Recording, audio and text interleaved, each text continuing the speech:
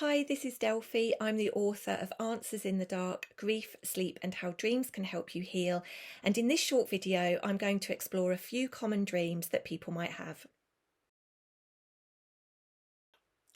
The first thing to say about exploring dreams is that everybody is different.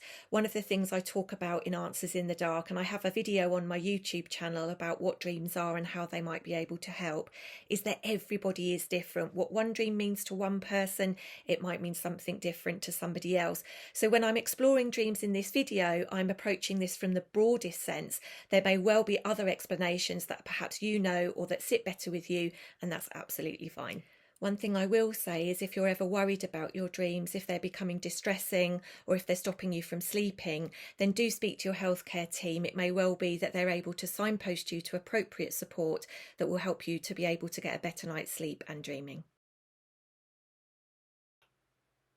One common dream that people might experience is the falling dream, and this can be experienced where a person might feel as if they're free falling in the dream, a bit like Alice going down the rabbit hole, so they might not really feel like they know where they're going or where they're going to end up. And this can be a metaphor for people who have perhaps experienced a sudden or unexpected change, perhaps a retirement that perhaps has come round sooner than they expected, or perhaps a redundancy.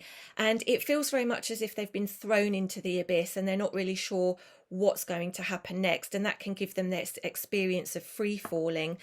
Not to be confused with the experience that some people have just as they're dozing off into sleep, and they might kind of find themselves dozing off and then jolting themselves awake.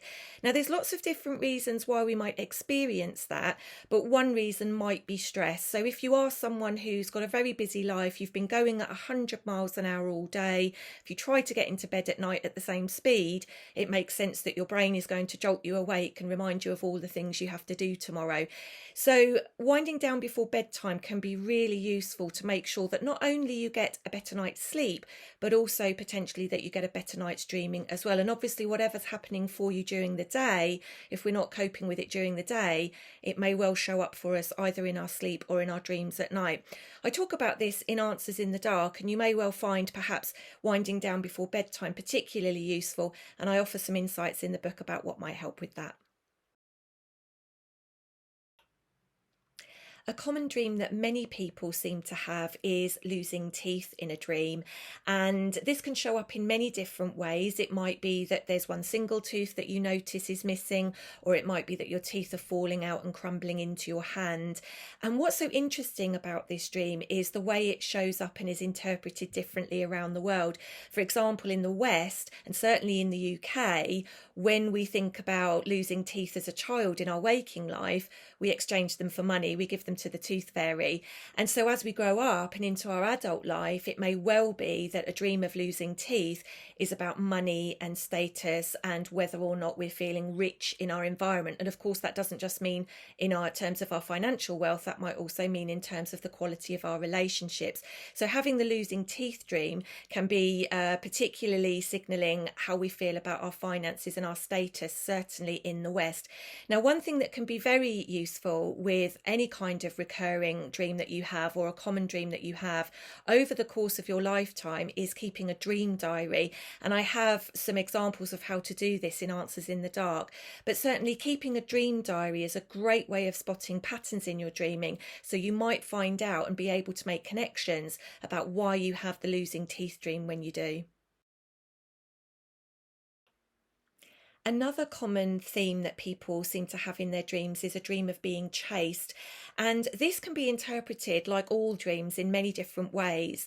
But one example with the chasing dream is whether or not we are someone who is trying to catch up with something. So it might be that we're behind on a deadline. So if we are the one chasing in a dream, then it may well be that we are trying to catch up with a particular deadline. Perhaps we've fallen behind in some area of our life, perhaps at work, for example. But if we are the ones being chased, then it may well be that we are worried about catching something. So during the pandemic, for example, it might have been quite common for a person to be running away from something in a dream, and that may well be because they were scared of the virus catching up with them. So again, we often think in metaphors with dreams and how they might show up for us depending on our circumstances. Now, one thing to remember with the being chased dream is that when we are dreaming, we are, to all intents and purposes, essentially physically paralysed. There are obviously parts of our bodies that are working to make sure that we're still living and breathing. But one of the reasons we're physically paralysed while we're dreaming is so that we don't carry out whatever it is that we are dreaming. Chasing is a classic example of that. But people often report that when they are having the chasing dream, that they will often feel like they're running through treacle. They seem to be running very slowly and just can't get away from whatever it is that's chasing them at that time. Or certainly if they're chasing someone else, they can't seem to get where they need to be. Now, there may be two reasons for this. One of them is obviously that physiological element of it. The brain is sending a message to the legs to say we need to get out of here. But the legs, because of that dream paralysis that we experience, which is perfectly normal, the legs are sending a message back to the brain to say, I can't get out of here. But the other side of that may also be in metaphor, in the sense that if there is a situation that you just can't get away from at the moment, there may well be something you need to confront, then that might be the reason why you have that type of chasing dream where you're trying to get away, but you just can't seem to move as well as you'd like to. I hope that's useful. There are, of course, many different explanations for the dreams that we have. I talk about dreams and dreaming in Answers in the Dark, which is out now, available on Amazon and Hive.